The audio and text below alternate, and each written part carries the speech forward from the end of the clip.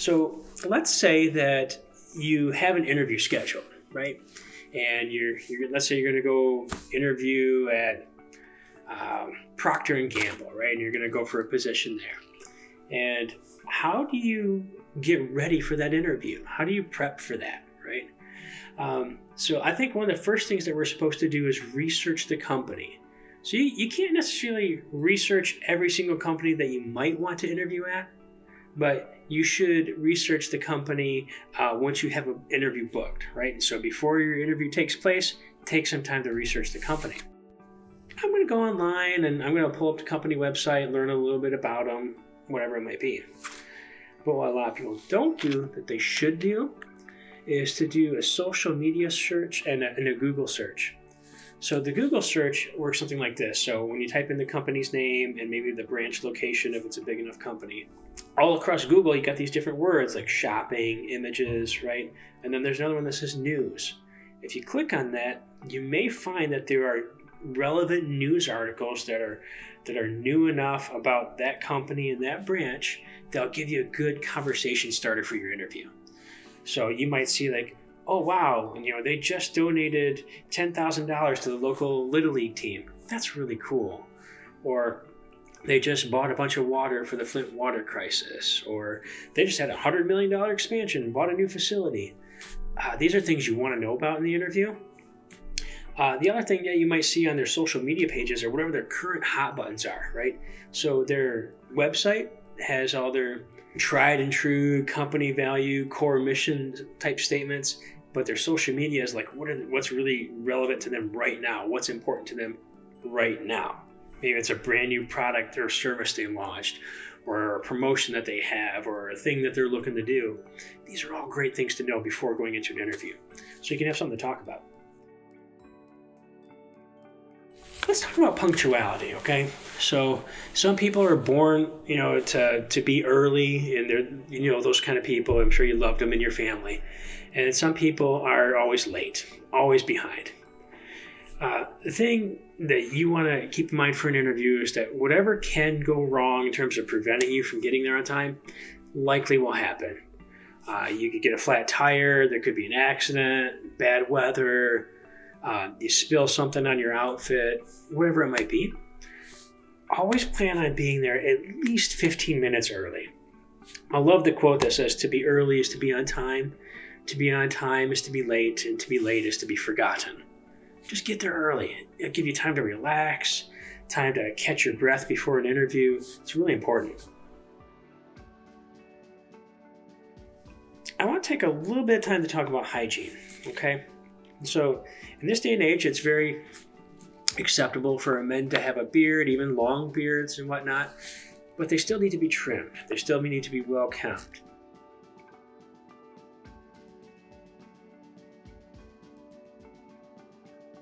You want to show your interviewer respect, and so you want to make sure that you're well put together. Another thing that people forget about is that coffee is a very strong odor.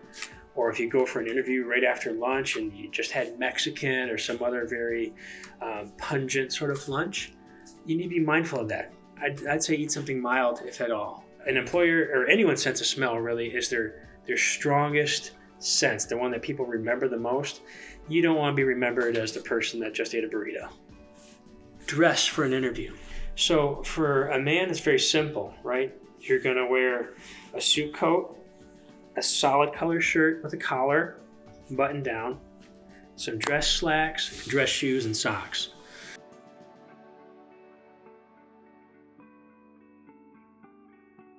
Women, you can look up online different professional attire. It's essentially the same here, but maybe you can wear a neckerchief. You can also wear a skirt. Just make sure it's not too short. You want about maybe a hand's breadth above the knee and no shorter than that. And for a woman as well, you make sure that you don't button down more than one or two buttons. You don't want to make anyone feel uncomfortable, right? So dress conservatively.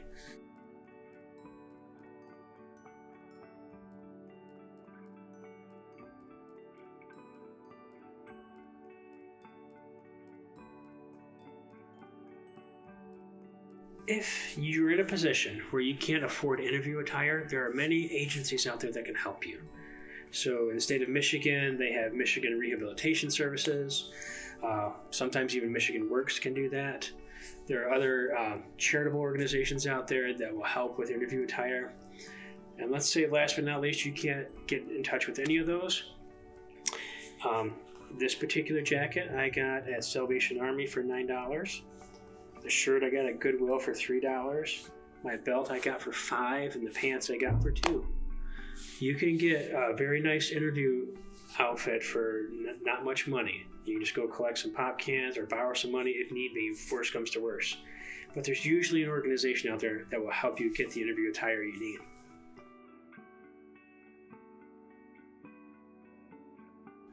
Posture is important in an interview. So when you're sitting at an interview table, and you'll see examples of this in the other videos, but you want to be sitting up. You don't want to be slouching back, right? You want to show that you're giving good attention to your interviewer and that you care and that you're not too exhausted or tired.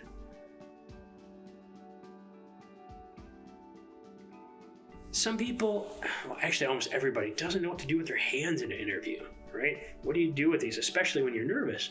Everyone's nervous in an interview. So if you're at an interview, and if you have a table in front of you, you just put your hands flat down on top of the table. No problem.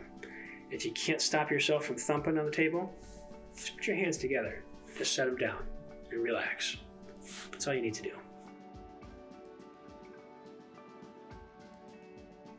What do we do with our voice? Because sometimes when we get nervous, we can talk really fast and we can say too many things and too much in a row and we don't take enough breaths and you sound nervous.